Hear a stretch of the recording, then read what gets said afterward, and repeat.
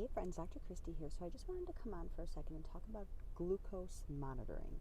So when someone is diabetic or pre-diabetic, they frequently are encouraged to check their morning fasting blood sugar, check their blood sugar after certain meals, and see how it responds to certain things. At least that's what I encourage my patients to do. There is a fancy device now that you slap on your arm, and it's a continuous glucose monitor. So you can slap that on your body literally for 2 weeks to a month or something, and it'll just continuously track your sugar. So you'll see where it spikes, you'll see where it drops, and how it responds to certain things, certain times of day. The pros of that device is that you've got all the data that you could ever possibly want. On the other hand, it could be a little overwhelming because I don't know about you, but it would be a little difficult for me to look back through 3-4 weeks of information and say, oh wow, my blood sugar spiked at 4 p.m. on August 13th. What was I doing at 4 p.m. on August 13th if you're trying to get through all that information, as opposed to being intentional and pricking your finger and going through the entire process of knowing where it's spiking after a certain meal or after a stressful event, right? So there's pros and cons to each of these things. Just wanted to give you some perspective on this though.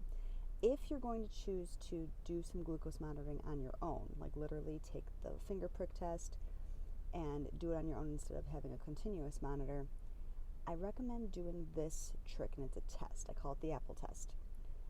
Basically, you take your either fasting sugar or at least a fasted sugar, somewhere between 3 or 4 hours post-meal. So you're kind of in a mostly fasted state. So you have your baseline glucose level. Then eat an apple.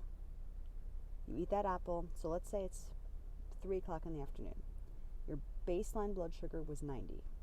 You eat that apple now. At 4:30, so about a half hour or so later, it takes some time for this to get into your system and allow your blood sugar to peak. So at about 4:30, a half hour after the apple, check your blood sugar. Great. Let's say it's now 112. Cool. Then check it again, 4:45, 15 minutes later. Now, instead of 112, now it's 122. All right, so still creeping up. Then you check it again 15 minutes later. Let's say now it's up to 137. Okay, so still creeping up. Essentially, do this in 15-minute increments until it starts to come down.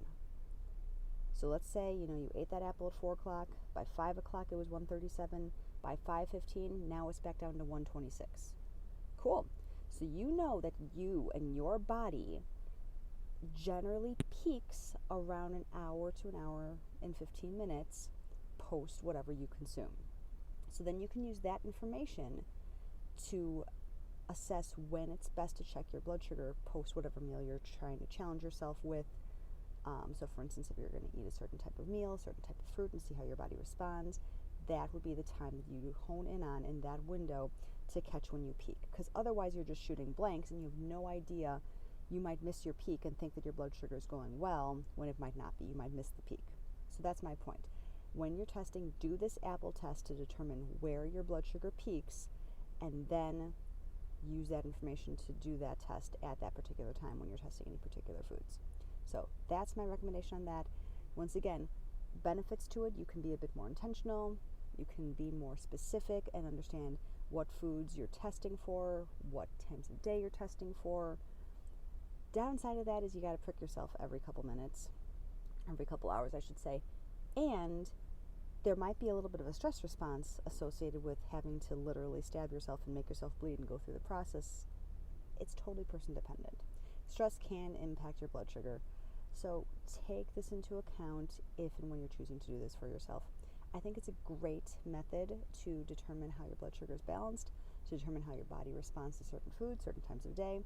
I can share with you, when I was about 18 months postpartum with my second son, I was doing this just for fun because this is what doctors do for fun.